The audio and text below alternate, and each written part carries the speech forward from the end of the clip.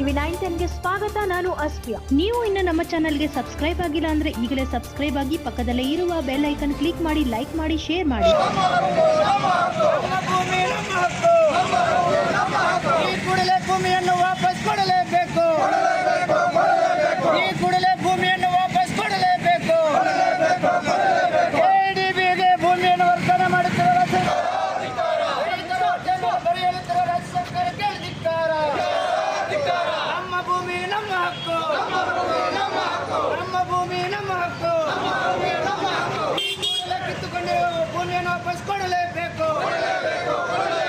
ಎಡಿಬಿಗೆ ಭೂಮಿಯನ್ನು ಕೊಡುವುದಿಲ್ಲ. ಎಡಿಬಿಗೆ ಭೂಮಿಯನ್ನು ಕೊಡುವುದಿಲ್ಲ.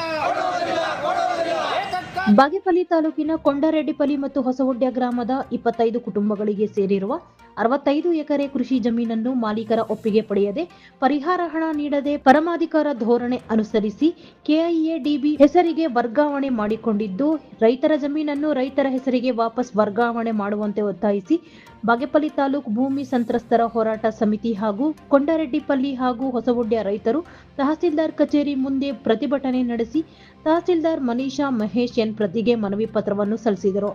ಈ ಸಂದರ್ಭದಲ್ಲಿ ಸಿಪಿಐಎಂ ಮುಖಂಡರಾದ ಚನ್ನರಾಯಪ್ಪ ಮಾತನಾಡಿ, ಭೂ ಸ್ವಾಧೀನದ ಆದೇಶದಲ್ಲಿನ ಖಾತೆದಾರರಿಗೆ ನಯಾ ಪೈಸೆ ಪರಿಹಾರ ವಿತರಿಸದಿದ್ದರೂ ಪಹಣಿಗಳ ಸ್ವಾಧೀನದಾರರಾದ ಕಾಲಂನಲ್ಲಿ ಕರ್ನಾಟಕ ಕೈಗಾರಿಕಾ ಪ್ರದೇಶ ಅಭಿವೃದ್ಧಿ ಮಂಡಳಿ ಎಂದು ನಮೂದಾಗಿರುವುದು ರದ್ದುಪಡಿಸಿ ಮಾಲೀಕರನ್ನು ಈ ಕೂಡಲೇ ನಮೂದಿಸಬೇಕು.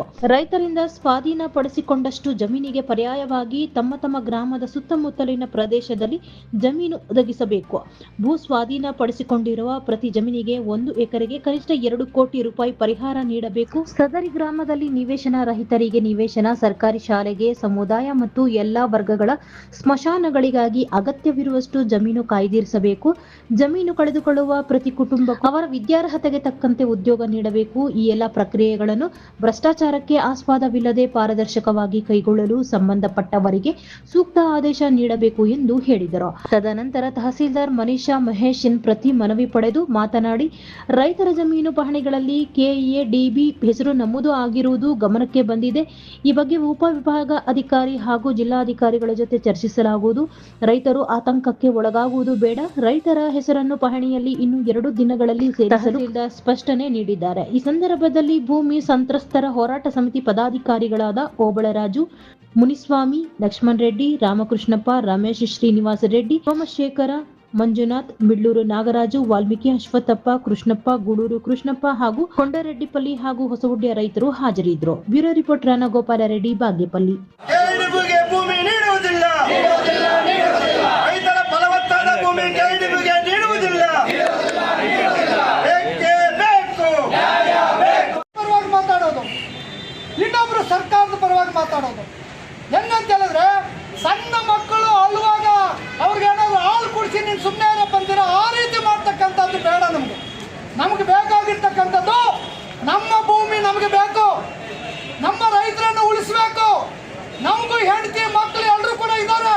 ನಾವೆಲ್ಲ ಹೋಗ್ಬೇಕು. 4 ದಿವಸ ನಮ್ಮ ಹಳ್ಳಿಗೆ ನಾವು ಇರ್ತಕ್ಕಂಥ 1 ಎಕರೆ, ಅರ್ಧ ಎಕರೆ, 3/4 ಎಕರೆ, ಹೆಚ್ಚಿಗಂದ್ರೆ 2 ಎಕರೆ ಜಮೀನಿದೆ, 3 ಎಕರೆ ಜಮೀನಿದೆ. ಅದರನ್ನ ನಂಬಿ ಜೀವನ ನಡೆಸ್ತಕ್ಕಂಥ ನಮ್ಮ ಕುಟುಂಬ. ಕಾಸಾಪುರಕ್ಕೆ ಹೋಗಿದ್ವಿ ನಾವು, ಆ ರೈತರನ್ನು ಕೂರಿಸಿ ಮಾತಾಡ್ತಿದ್ವಿ. ಆ ಮನೆಯ ವಿಶ್ವ ಸಮತೋಲನಕ್ಕಾಗಿ 6ನೇ ಅಂತಾರಾಷ್ಟ್ರೀಯ ಸಮ್ಮೇಳನ. ಕರ್ನಾಟಕದ ಪ್ರತಿನಿಧಿಯಾಗಿ ಡಾಕ್ಟರ್ ಅನಿಲ್ ಕುಮಾರ್.